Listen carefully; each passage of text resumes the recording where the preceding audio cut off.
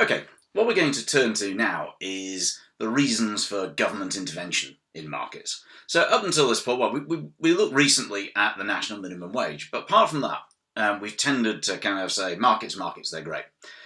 So before we look at reasons governments might want to get involved, let's just remind ourselves of market success.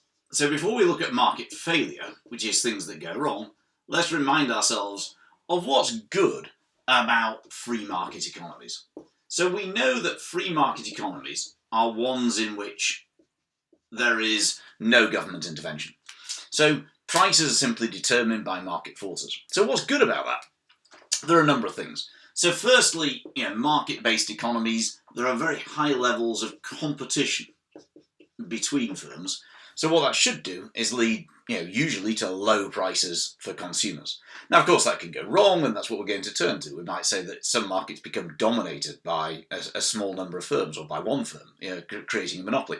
But in theory, competition should lead to a combination of, on the one hand, it should lead to low prices, or maybe it leads to higher quality.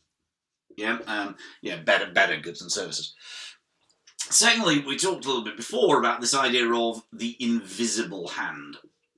And that's the idea that consumers get what they want.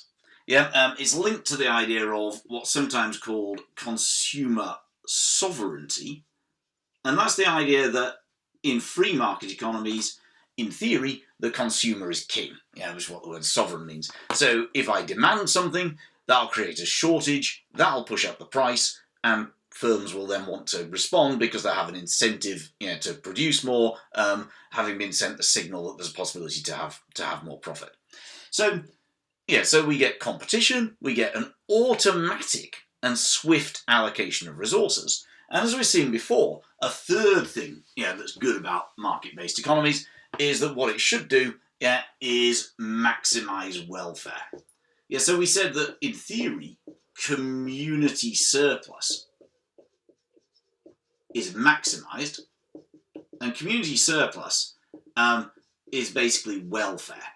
And by welfare, we mean the overall net benefit, the overall benefit that's gained from having goods and services and consuming them.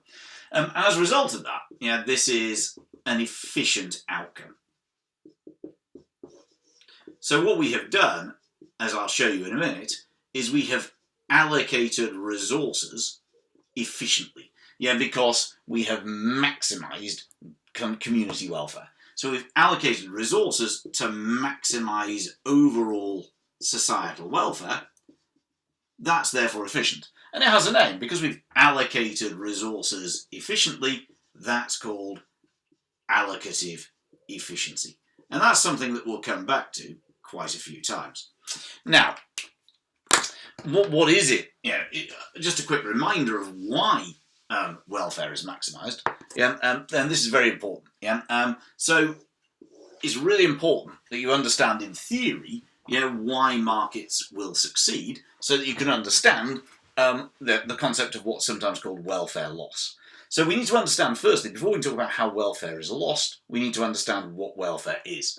And what we said is that we know that the demand line reflects our willingness to pay. Marginal utility.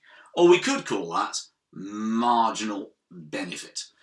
That's the benefit that you and I get from consuming one of these marker pens. The benefit's higher to me than to you.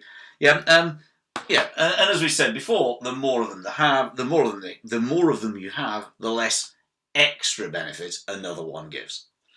And we said that supply is marginal cost, or marginal private cost. It shows, it's the cost of the firm, it's the cost of the resources that are used up.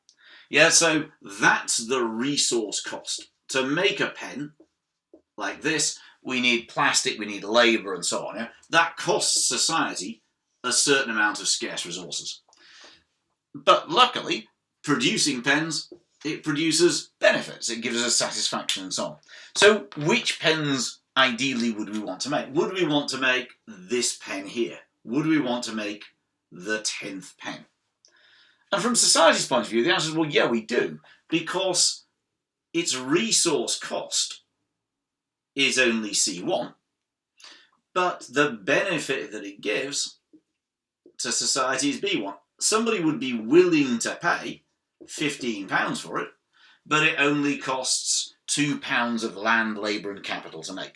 So that pen is clearly worth producing. What about the 20th pen? Well, yeah, that one's pretty good too. It costs more than the 10th one because of diminishing returns. Yeah, so the cost is a bit higher at C2. The benefit is a bit lower because we already have quite a few marker pens, but it's still the case that the benefit is greater than the cost. So this pen has added to our overall welfare. That pen has added to our overall welfare. What about the 30th pen? Yeah, there. And the answer is, well, look, it costs C3, but it still gives benefit that's more than cost at B3. So that one is worth producing. So what we're saying is we would like to produce all of the units up to Q bar, because all of those units, that's the extra benefit that each one produces. Yeah, that's the extra cost. And in all cases, the cost is greater than the benefit.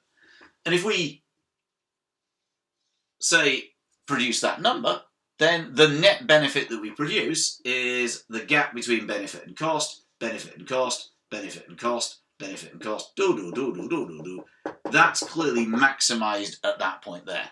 At Q bar, yeah, we produce all the units for which the extra benefit is more than the extra cost. And therefore, community surplus is maximised.